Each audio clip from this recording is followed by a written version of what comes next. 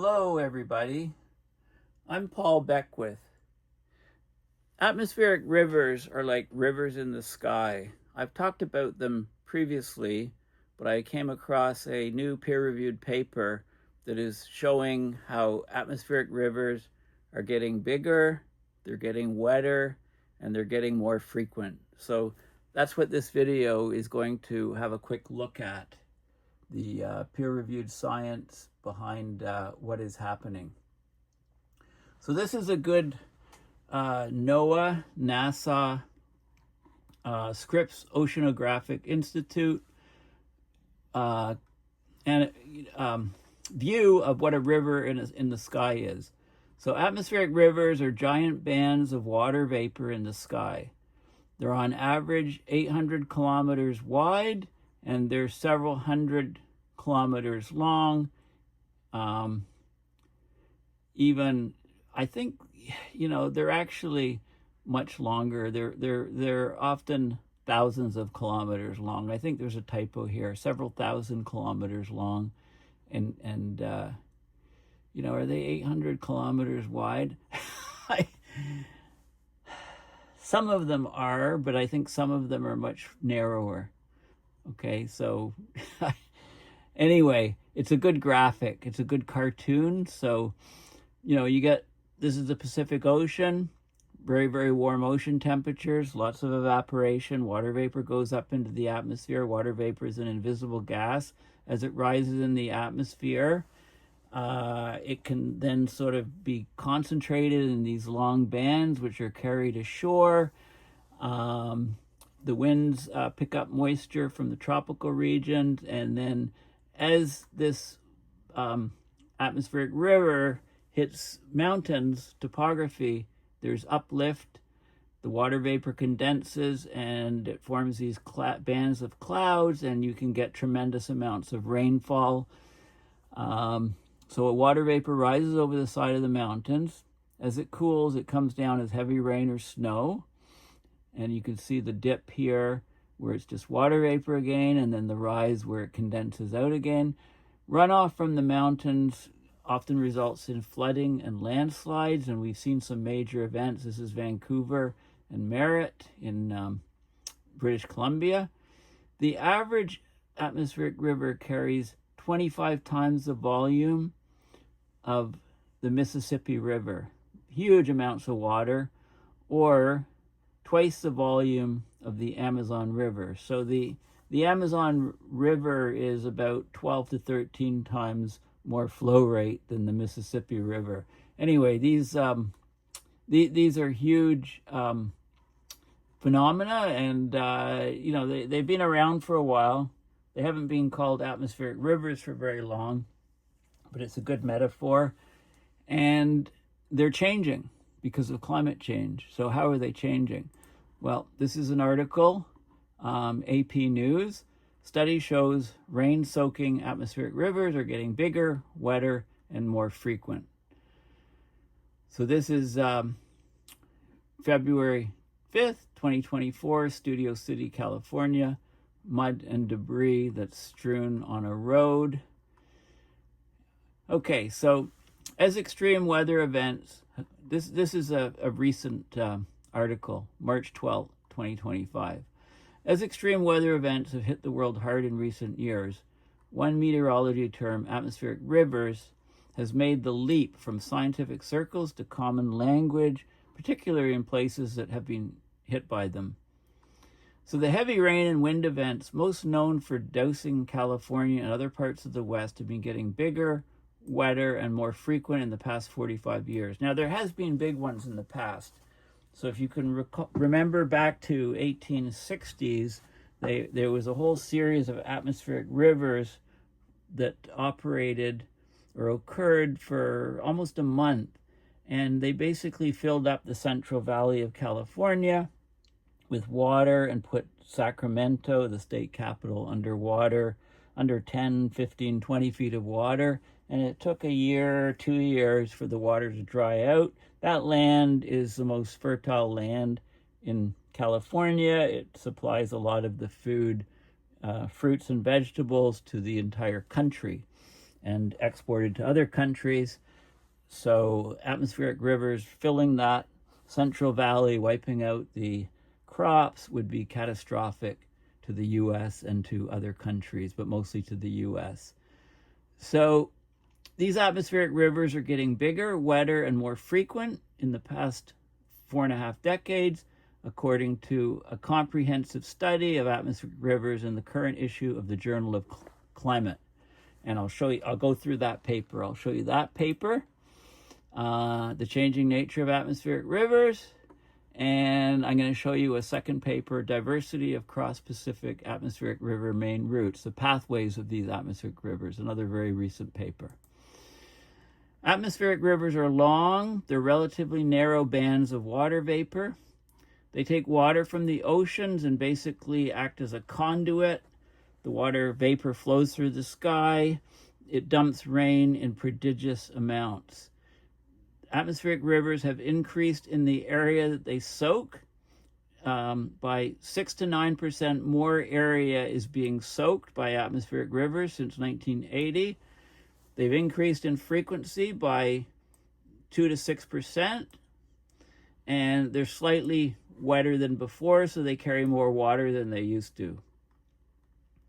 This is showing an atmospheric river event went through near Sonoma, California, February 5th, 2025, caused localized flooding, and this was one of the results of it. So scientists have long predicted that as climate change from the burning of coal, oil, and gas makes the air warmer, it holds more moisture. That means bigger, nastier atmospheric rivers are coming in the future. This week's study shows that a more moist future, a wetter future, is already here. It doesn't mean that it's necessarily all because of climate change, but it does line up, broadly speaking, with some expectations of how atmospheric rivers will change in a warming atmosphere.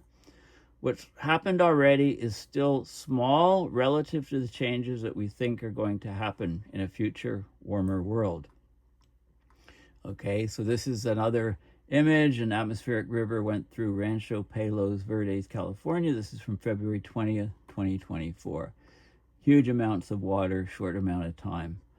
Atmospheric rivers, they can bring much needed rain to drought-stricken places, but they're often dangerous when they're strong and they last long and they dump huge amounts of water. So just over a year ago, a series of atmospheric rivers caused hundreds of mudslides and killed several people in California. In the 1860s, and I mentioned that, I'm sure you recall that, look it up, Google it, 1860s atmospheric river, California, Sacramento, Central Valley, underwater. Look at some of the pictures, look at some of the images. It had a huge impact. Imagine that happening today with all the farming in that region. So in the 1860s, California had to move its capital out of Sacramento because of an atmospheric river flooding. So it's not just a California thing. They actually happen all over the US and the world, but sometimes they don't get recognized as atmospheric rivers. So an atmospheric river in New England in 2023, it brought a foot of rain and 50-mile-per-hour winds to that region. A 2020 atmospheric river dumped 99 inches, almost 100 inches of snow on Alaska. We'll call it 100, a round up. The paper not only makes sense, but it's rich in new details and data that will help researchers figure out what will happen with these bouts of intense rain and snow in the future. This is, said somebody at NCAR, hopefully they still have a job, a water scientist, Christine Shields at the National Center for Atmospheric Research, which is a part of NOAA. Here's a river in California. Normally you don't see any water in these rivers. Here's the Los Angeles River. Did you know that there was a Los Angeles River? There was on February 4th as atmospheric rivers battered Los Angeles. Los Angeles puts up with a lot. Wildfires, atmospheric rivers, earthquakes. There's a lot going on there.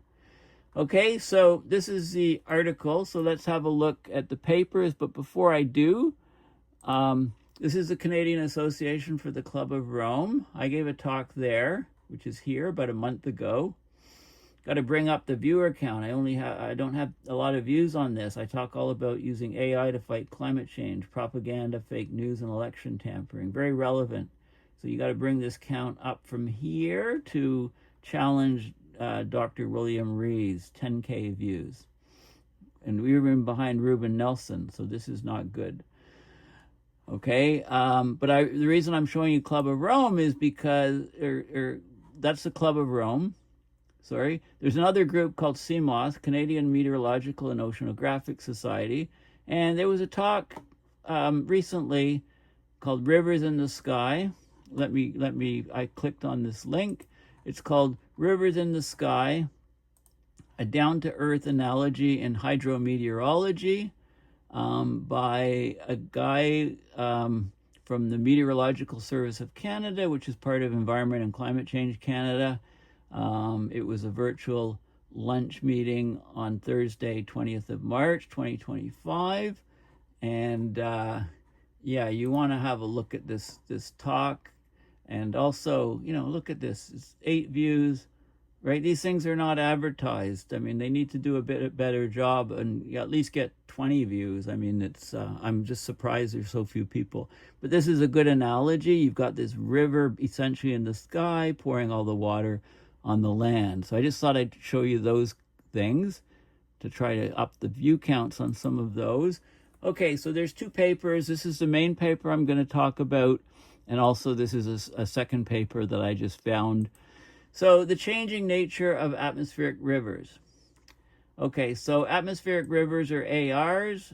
They're expected to strengthen in a warming climate, largely due to the thermodynamic or the moistening effect, right? Warmer air, there's more water vapor, there's more water evaporation from oceans, lakes, rivers, etc.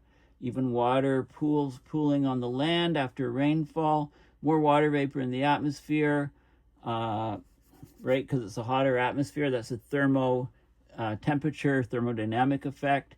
The atmosphere gets moister, more we can expect. So the source of the water in the atmosphere is greater. We can expect more water vapors.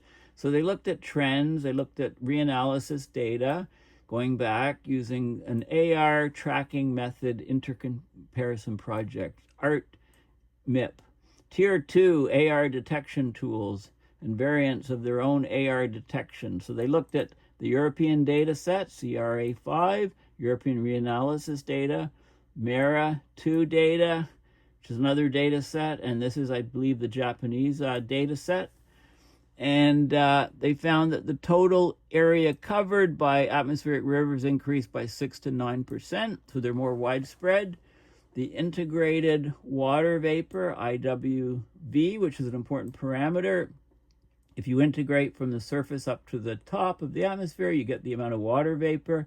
That increased by 1.5 to 2.5%. The integrated vapor transport, so this is the water vapor that's transported in the river, that increased by less than 1%. And the 850 hexapascal wind speed, that's the wind speed at about 1.5 kilometers above the surface of the Earth. And the vertically integrated moisture flux convergent, they both decreased. Says the integrated water vapor increases were the most robust, so the least error. They were pretty sure that that increased.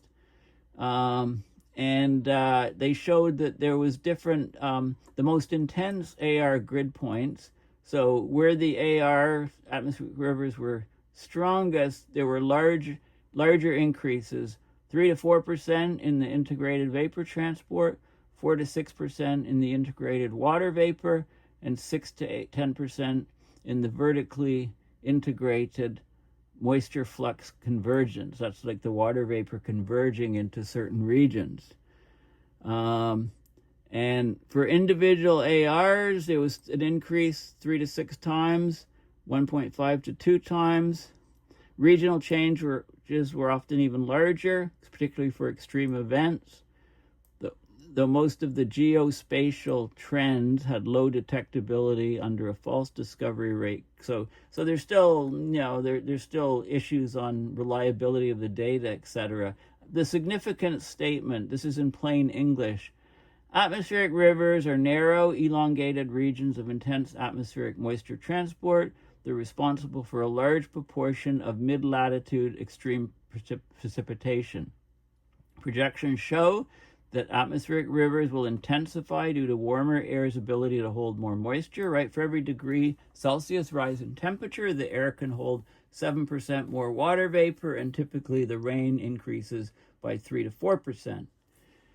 ARs have already become more frequent, they've become larger, they've become moister or wetter from 1980 to 2023 over that time frame, so over about 43 years. The extreme AR conditions have intensified at a faster rate than the mean or the average. Certain measures of intensity have decreased overall, but still account for larger areas of extreme conditions due to the AR area increases. Okay, so you can go and you can read the details. You know, these are basically rivers in the sky. Now in the mid-2020s, ARs grace the front pages of major news sites. They have their own rating system, like category 1 to 5, like hurricanes. They're linked to the polar jet.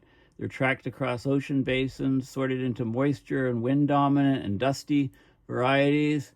They're even described hundreds of years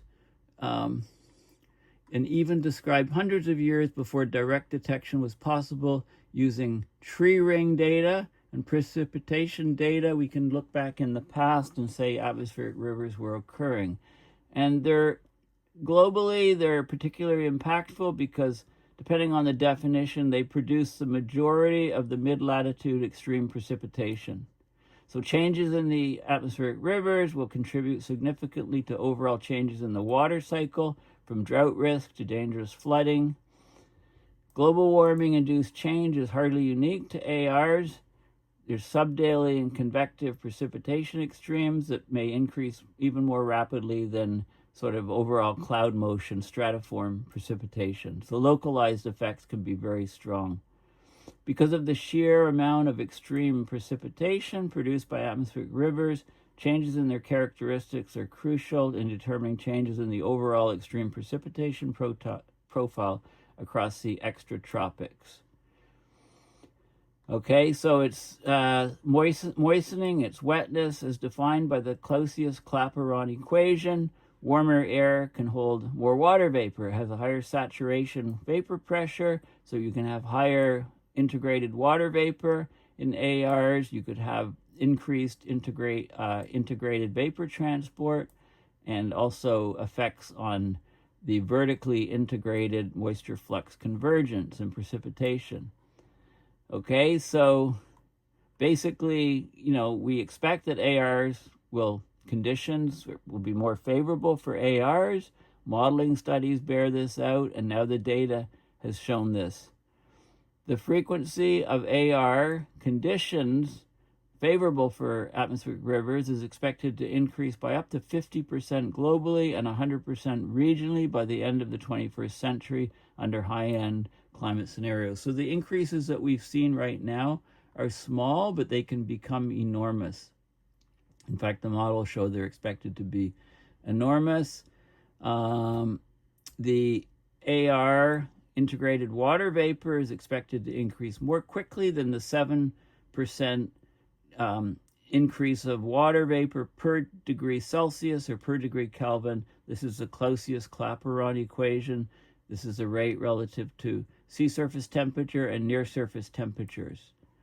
Okay, there may be also differential upper atmospheric warming. So different amounts of warming at different levels of the atmosphere. So wind is the other contributor to integrated vapor transport. It's a dynamic component compared to the thermodynamic component, just the temperature. It's often projected to decrease in ARs as temperature rises.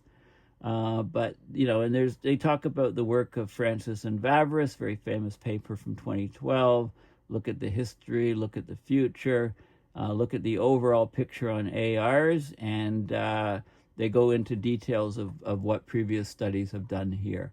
So let's just show you. They talk about some of the tracking methods, etc. But let's skip to some of the figures. So this is global mean integrated vapor transport, and you can see how it's been rising. This is the European data set, the ERA5.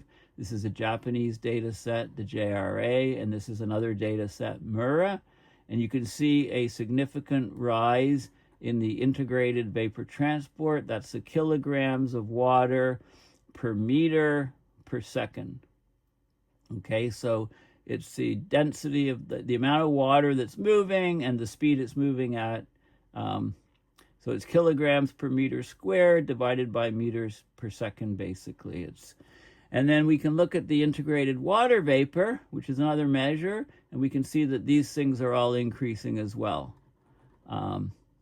Kilograms per meter squared is the water vapor. And then the global mean, you can see globally how it's also increasing here. Okay, this is between 1940 and present, essentially. Okay, so that's the key finding of this paper, and there's lots of other different statistics on different data sets, different time periods. This is the atmospheric river, the global area that's covered, the percentage of Earth's surface from various data sets, and you can see, it varies from like 2 to 10% of the Earth's surface is the scale, and you can see an increase in, I think this is all of the variance and then the spread, and then there's some other data sets, but you can see an increase, so it's covering more of the global area. This is just over the land area. This is the area of the land plus the ocean. Over the land, it's also increasing, typically from 2% to over 3% over this time period, 1940 to present. Looking at the black line, the global latitude it's happening at, this is degrees poleward. So extratropical is that's about 39 degrees poleward up to about, so it's expanding to closer to the pole slightly.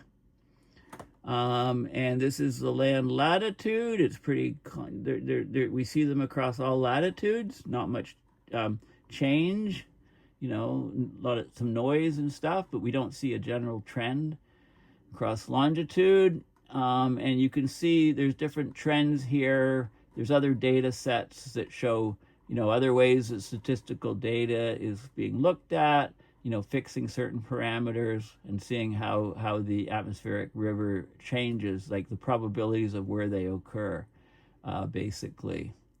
These are the colors, as you go from the blues to the yellows, you get stronger and stronger atmospheric rivers occurring.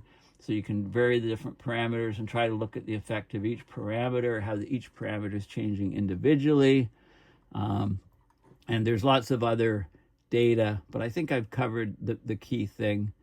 The area, global land area percentage change, for area, the integrated vapor transport change, IWV change, and then the velocity at 850, and the vertical integrated, whatever that was, a slight drop of that. So anyway, and there's more data and maps and stuff. I mean, the paper goes on and on with all these pretty pictures, bright reds and stuff.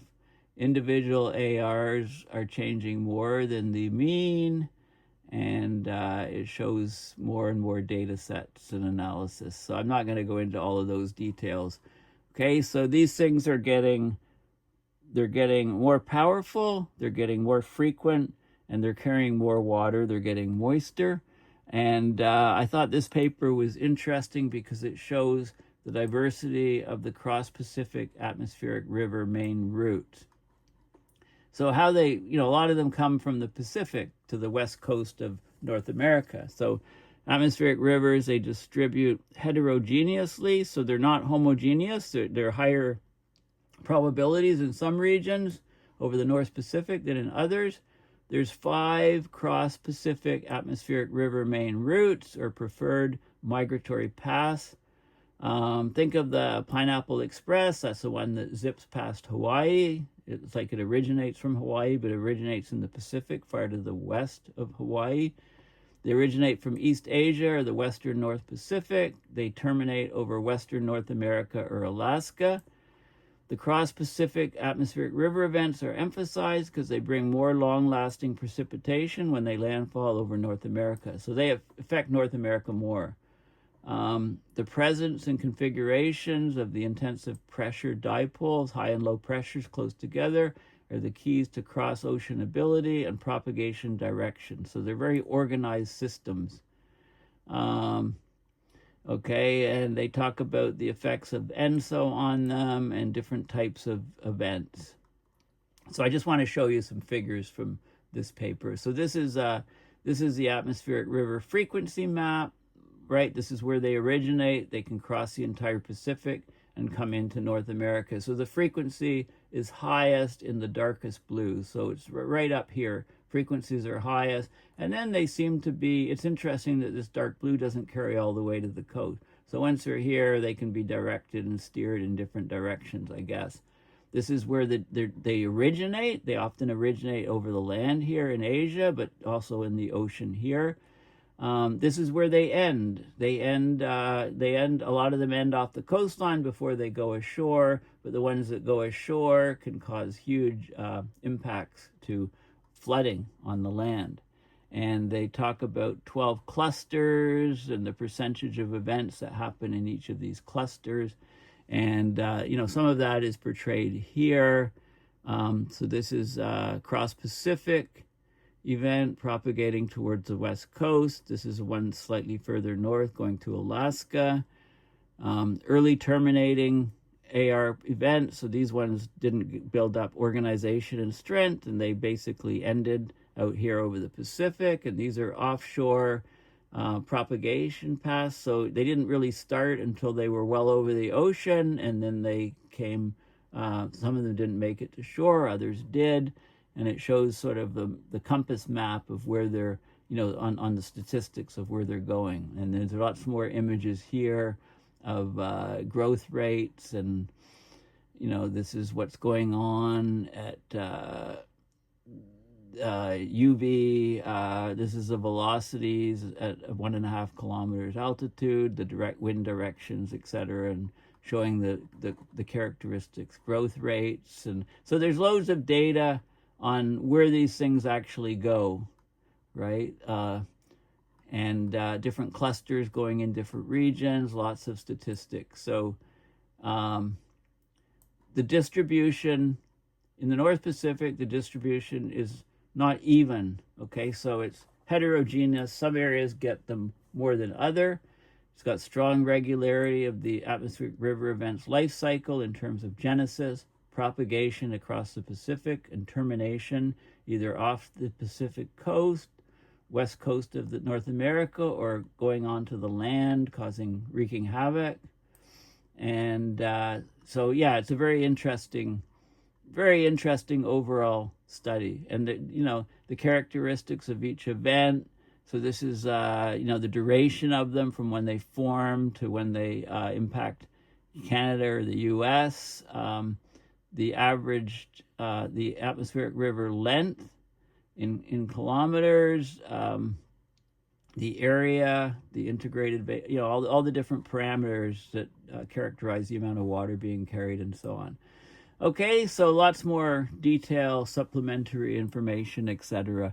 But let's go back to the key factor. The key factor is that these atmospheric rivers are getting bigger, they're getting wetter, and they're getting more frequent. And we'll come back to this. So they're basically rivers in the sky, and they can cause tremendous changes on the land. If we had a repeat of the 1860 event, the entire Central Valley of California could fill up with water, putting Sacramento 10 to 20 feet underwater and basically taking out all the agriculture in the Central Valley of California as it's turned into a lake, which could last for a year or two before it evaporates out. If you got periodic and frequent atmospheric rivers, you could end up with a permanent lake there in the Central Valley. So just something to think about, how that would impact not only California, but the ability to grow fruits and vegetables for the entire country. So it's worth thinking about. Maybe we should be studying these things more and figuring out probabilities and figuring out how to prepare for them. But I don't think that's happening right now in the US.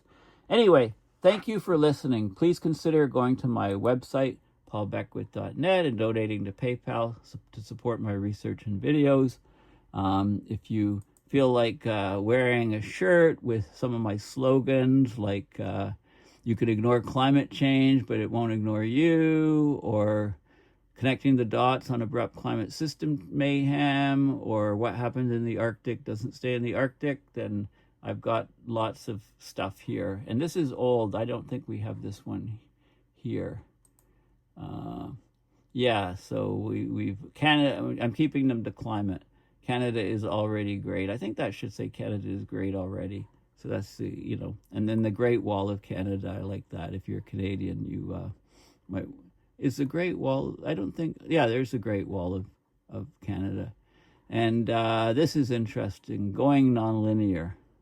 Although I think the font is too small for the text. You know, it's like the Earth is going nonlinear. So anyway, just go to Paul Beckwith store, just Google it, and you can go on there.